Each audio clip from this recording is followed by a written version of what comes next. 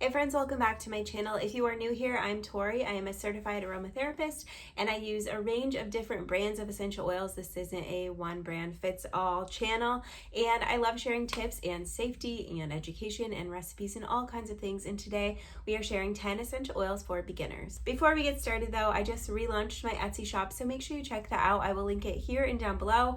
It is digital guides now. It used to be aromatherapy jewelry, but now I'm just focused on my digital things. So I have a journal, which is such a great way to use your essential oils with more intentions. And there's also a new planner. There are daily essential oil tips, monthly, seasonal tips, so many different things. There's cycle planning in there as well. The planner is packed with so much. It's like crazy. So anyways, check out my Etsy shop and let's get started on the 10 essential oils. So in the blog post, which will be linked down below, that is where I have all of my info. The recipes that I'm sharing will be on there as well in case you need to screenshot or write down those. So number one is lavender, and this one is the queen of essential oils, can be used for so many things. It's so versatile. Relaxing, soothing, anti-inflammatory. The properties, you can use it for sleep, for soothing your skin. The recipes in the post are a pillow spray, like a sleepy time pillow spray, a skin soothing salve. Lavender is great for burns, any skin irritations, but especially burns. Lavender is the one oil that I keep in my bathroom actually, because from time to time, like everyone else, I'll burn myself on one of my hair tools, and I just have a bottle of lavender to put directly undiluted, and I use those undiluted very rarely, but in this case, I just put a drop of lavender on the burn and it soothes it so quickly, within seconds, and then it also helps it heal faster too over time. There's also a relaxing bath soak recipe. Peppermint is number two. This one I use mainly for my headaches. So I have a headache roller that I just roll around my hairline, around the back of my neck. It works great for this. It's also cooling, invigorating, and great for digestive support. So it's also in our tummy roller blend, which works 100% of the time for us. It's a great roller to have on hand for everyone in your home. We've all used it and it works so well. And then it's also super invigorating, so having like essential oil inhaler on hand to put peppermint and lemon or whatever you want and what works for you, to just be able to take a moment and deep breathe and get energized for whatever you need it to be, whether it's a workout or just sitting down to work. Frankincense is number three, and this is the king of essential oils. So now we have lavender, the queen, frankincense, the king of essential oils in this list. Frankincense is grounding, rejuvenating, immune, supportive, so it's known a lot in skin health as well, so in a lot of different skin and beauty recipes. There's a calming diffuser blend and then an emotional support roller blend. And a roller is just a bottle like this, and they come in various shapes and sizes, but it's basically a glass container or bottle with a roller on the top, and this could be stainless steel or plastic. And so you are diluting essential oils with carrier oil and then making a roller that you can apply topically wherever you need it to be. So you're putting 5 to 10 drops, just depends on the circumstance, but of essential oils, and then filling it to the top with a carrier oil. And there are so many carrier oils, and this is different from an essential oil. So the essential oils are steam distilled normally or cold pressed, but they are a different part of the plant and obtained differently, whereas the carrier oil is like a fatty or a nutty oil that is, again, just obtained a little bit differently. It's not potent, it doesn't have an aroma, or it has a very mild aroma, where essential oils have the aroma of the plant and a bunch of different constituents. And they're made from different plants as well. So they're just different, and the carrier is what's going to help dilute it so it doesn't cause a skin irritation, and also help it carry or just travel onto your skin and cover a larger area, surface area. I have an entire post on carrier oils. They have a lot of benefits in their own, and different carriers are good for different skin types. So I will put that blog post down below too. But there's a face serum, a calming diffuser blend, and an emotional support roller for frankincense. Lemon is number four. This one is one of 2 citrus oils on the list. Citrus oils are very uplifting for your mood. Lemon specifically is really great for cleaning, so you can add it to really any cleaning a recipe or product that you have, and it will boost its degreasing property, and it's also a really good Goo Gone replacement. Just be careful using undiluted on skin. I know some people were using lemon to drop directly on those little rubber bands, hair ties.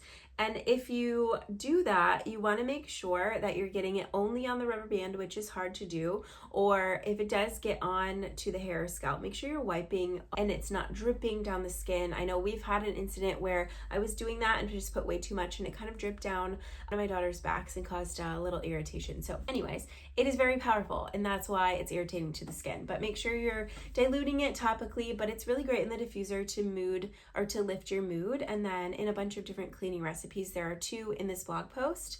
Number 5 is sweet orange. This one can also go back and forth, or you can swap it with bergamot. Bergamot is also super uplifting, mood boosting. That's what orange is used for mainly. It's energizing, anti-anxiety. So it's great in an inhaler like this, or a diffuser, or a roller applied topically. Just make sure you dilute. And most citrus essential oils are photosensitive, so if you apply it to the skin and go out in direct sunlight, it will cause a reaction. So there are some bergamots that are FCF, which means they take out the constituent that makes it sun sensitizing. So just look for that and look for safety info. And whatever essential oil brand you're using has the responsibility to tell you that too. So make sure if your brand isn't sharing safety information like that with you, then you should switch brands. Clary Sage is number 6, and this one is my godsend whenever I am PMSing and have cramps. It surprises me every time, and I don't know why at this point because it works every time, but I apply it to my abdomen when I have cramps and it works so well. It's mind-blowing to me. I used to just reach for the ibuprofen right away, and now it's Clary Sage and magnesium. Those 2 just go hand in hand and work so well for PMS for me, at least. Hormone balancing roller, a stress relief bath soak, and then a calming diffuser blend are the recipes I have for Clary Sage. Perfumes, there are so many perfumes with Clary Sage. I think it smells amazing. Some people are not a fan of it, but I just think it smells so good. It's kind of floral and sweet and earthy all at once. It's just such a great oil. I love it, but it's hormone balancing, calming, anti-inflammatory. It's been used a lot for hormone regulation, relaxation, and stress relief. So a great one to add to your kit when you're first starting out. Eucalyptus is number 7. So this oil is similar to peppermint, but more of a decongestant type of oil. So think making a salve. This is basically a DIY, not soft scrub, that's not the word, fixed paper rub. So this is basically like coconut oil, beeswax, I think maybe beeswax, a couple of different shea butter maybe. I just made this. It is in the Simply Earth salves and ointments kit, which you need. Go check that out. I'll link it down below. But it's making 3 different salves and then a calendula infused essential oil, which is up here. And I'm getting on a side like tangent here, but I've been infusing this for almost 2 weeks now. I'm gonna go a couple more weeks, and this is going to be such a great skin soothing oil. It can be used for a carrier oil, but this is the bottle that it came with, so after I strain it I will pour it into here. But this kit is amazing. Again, just eucalyptus in a salve. This is great for a chest rub. Also diffusing, but it is not safe for all ages, so I will put the safety info in the blog post for that. But the recipes that I have listed, also respiratory steam inhalation, you can put a couple drops in a really hot bowl of water and kind of inhale that way. That's also great for sinus infection. I did that a few weeks ago. Also rub a natural cleaner. Number 8 is tea tree. This is a super powerful essential oil. It can be used again for so many things. It's antimicrobial, antifungal, all of the anti-bad things. It's good for skincare, wound healing, and for cleaning also. So there's a antifungal foot soak. It's really good for fungus type of issues. And treating that is great, but also getting to the root cause of that is even better. And my friend Rain does all of that too. So if you have any questions on that or want her contact info, let me know. An acne spot treatment is also in the blog post for tea tree. It's great for acne. It's just super powerful and effective. Number 9 is rosemary. This one is up there with frankincense and lavender. It's a great essential oil to have on hand for so many things. Stimulant, memory boosting, hair growth are its uses, properties. So supporting cognitive function, again, using an inhaler like this at your desk. It's really great to help boost your focus and concentration. I just did an entire video on oils for ADD or to help with your focus, and rosemary was definitely in that. Also, it's in all of the Mermaid DIY hairsprays for hair growth. There was a study done comparing rosemary essential oil to a medicine for hair growth, and rosemary was either as effective or more effective in that. So I will link that or put this with the lavender or with the rosemary in this post. I love reading studies and just validating why things work for us with the study, because it's like, oh, it's been proven to work in this way, and that's why it works. And then lastly, I have 10 as chamomile, and then I have a bonus as copaiba because I couldn't decide which one I wanted to add as number 10. So really this is 11 essential oils to add to your list, but chamomile can be replaced with lavender for so many things, but also we love it so much and it just smells sweet and uplifting, so I added it too. But you don't need chamomile, I guess. You can swap it for copaiba, which they're not similar oils, but that's just 10 and 11. So chamomile is calming, anti-inflammatory, skin soothing, so good for relaxation in a lot of the same ways that lavender is used. So a calming bath soak, a soothing skin cream, and a sleepy time diffuser blend are the recipes for chamomile. And really, I have 3 recipes for all of these oils, but 3 billion. There are so many ways to use oils. So I want you to comment down below if you have extra recipes or extra ways that you use any of these. Put down in the comments below so we can share and learn from each other too.